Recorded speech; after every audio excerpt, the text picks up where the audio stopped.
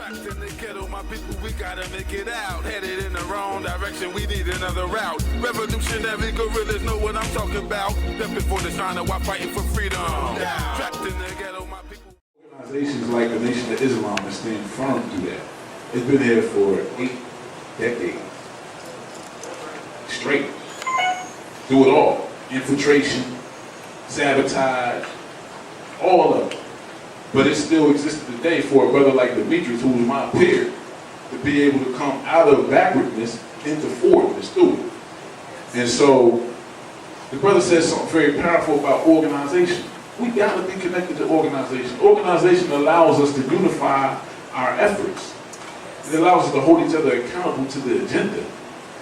It brings the best out of you. When you ain't connected to something powerful, you feel powerless. And when you feel powerless, you get depressed. When you get depressed, you hurt yourself and the people who love you most. And so we must understand the times that we're living in and what political climate we are forced to organize our communities for self-defense and security under. We have been conned into having unquestionable faith in the United States government and its chosen Uncle Tom misleaders that carry out the integrationist political agenda of the black middle class at the expense of the poor workers, employed and unemployed, that live in the hood where we live at. And then there are those fraudulent pro-black organizations that misrepresent the tradition of radical black organizing and spit on the graves and in the faces of our martyred ancestors and elderly veterans that came before us, paving the way, teaching by example, and setting the standards. Oh yeah, they out there. Yes, they are. A lot of these organizations that we think are radical and right on and militant, they're not it. They frauds. They frauds. They have no programs. And if they do have a program, it's a self-serving program. Yes. Their organization serves their organizations and not the people. And the evidence of it is in the fact that they exist but they're irrelevant. And those that posture and spit that same old rhetoric but have failed to rebuild the mass movement from the hood up that is necessary if we are ever to achieve collective liberation and self-determination.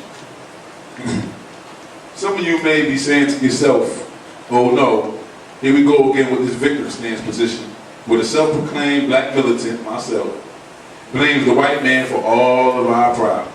I know some people probably thinking that. Typically. Well, I'll be the first to admit it. The hood is flooded with ignorant, self-hating, and self-destructive brothers and sisters, like I used to be, like Demetrius used to be, like many of us used to be, All right. and some of us probably still are.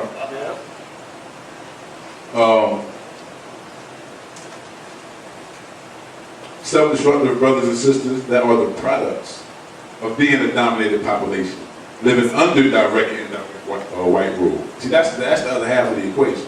So you can be correct, but that don't mean you're completely correct. So you gotta fence the statement. Yeah, we ignorant. Yeah, we backwards as hell. As a consequence of being a dominated people for 400 years, you gotta complete that statement.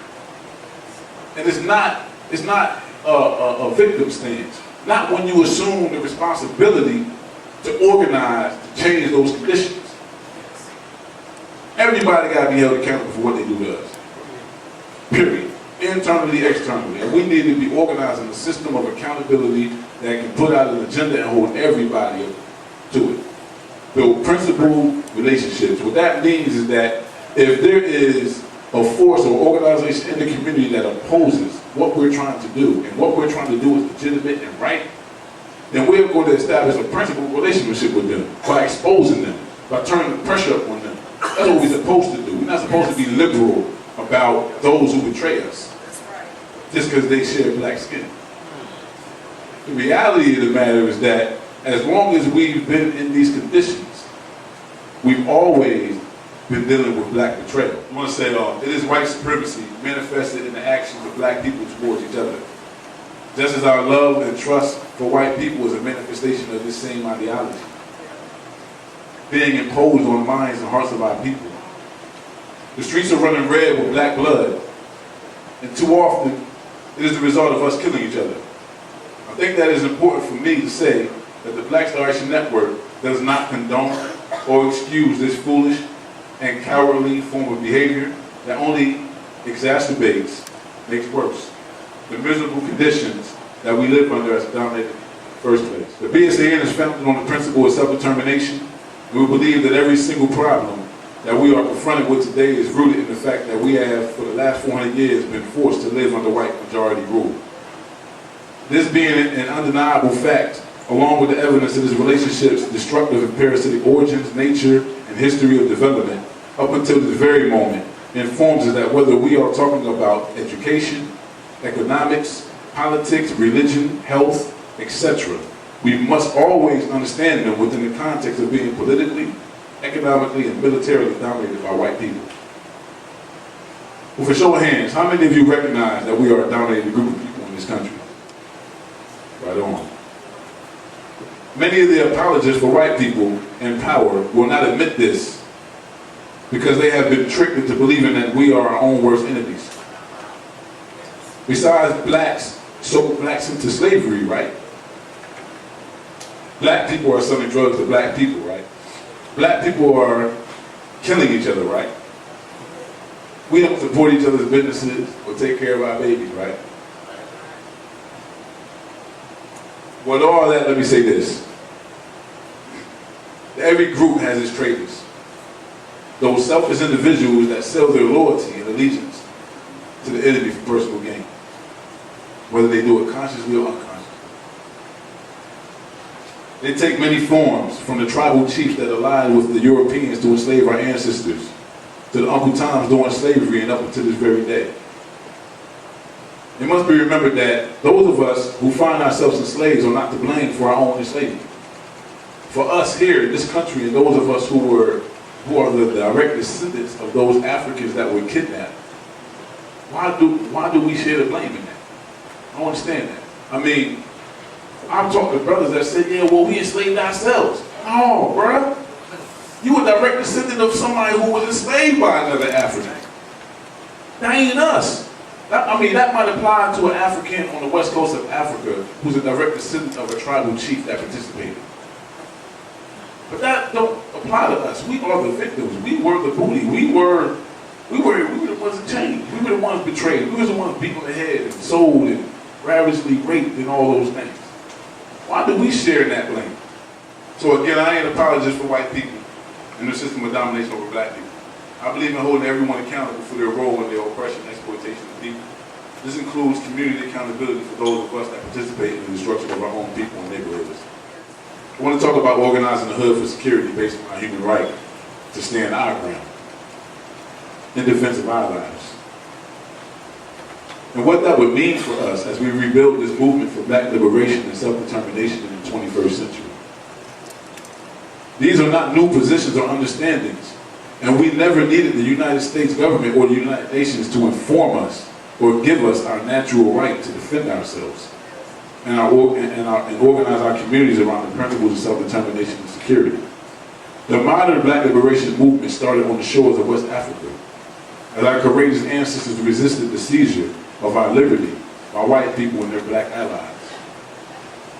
We represent the continuum of the philosophies, opinions, and spirit of resistance developed over the centuries by the likes of Sankey, Nzinga, Manning, Nat Turner, David Walker, Toussaint, Martin Delaney, Marcus Garvey, Elijah Muhammad, Malcolm X, Huey P. Newton, and the many, many, many warrior ancestors that paved the way and showed us how we're supposed to move in this moment. Today we stand as their ideological predecessors and as their political descendants. We need to rebuild this movement for black self-determination. And I believe that here in Tampa we have a good and ideal situation where we can do that. I was talking to Brother Demetrius about the difference between what the movement looks like here as opposed to where I'm from. I'm from the Northeast. And in Pennsylvania or DC or Baltimore, there's an oversaturation of black organizations that claim to be militant. But all they do is fight each other. All they do is argue about who has the right religious belief, who has the right programs, they compete with each other. But here in Tampa, this community is right. This community is ready. This community, some would say, is backwards in a way or slow in a way, but it's not. It's the proper and right time. I believe that we have the opportunity to continue to build across ideological differences. I believe that we have the ability, starting now, to continue to cultivate this relationship that we've been building between, Brother Wally B, his organization, Nation of Islam, who came out and supported us as we brought Malcolm Shabazz, Malcolm X's grandson out here. They stepped forward, live and direct. We need security, we need a couple of dollars, and we there. I love y'all. I believe that the Tampa community is on the cutting edge of developing a whole new model for how we can struggle in this period. I believe that there's a whole new generation of freedom fighters emerging out of them prisons, out of them streets. And so there's a whole new generation that understands the times that we live in. And it's time for our elders to be able to rest their feet and have confidence that we got this. And so with that, I call all of you to get involved with organizations, preferably the Black Flagship Network. The programs are developed, but we lack the unity. And so let's continue to get together, discuss these issues, and continue to fight for justice, y'all. With that, our presentation is over. I salute you.